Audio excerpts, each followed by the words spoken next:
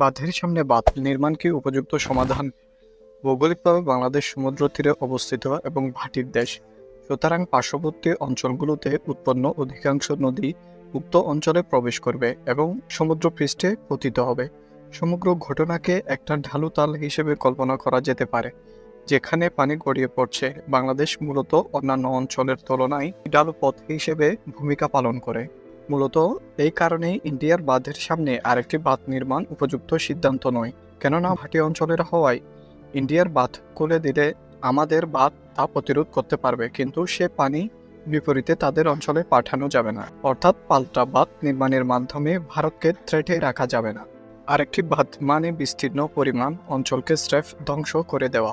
বাঁধ নির্মাণ মানে প্রকৃতির গতিপথ বাধাগ্রস্ত করা, আর এই বাধা দূর করতে পানি ছড়িয়ে যাবে বাঁধের আশেপাশের অঞ্চলে। বাংলাদেশের কাপ্তাই বাঁধের ক্ষেত্রেও একই পরিস্থিতি তৈরি হয়েছে।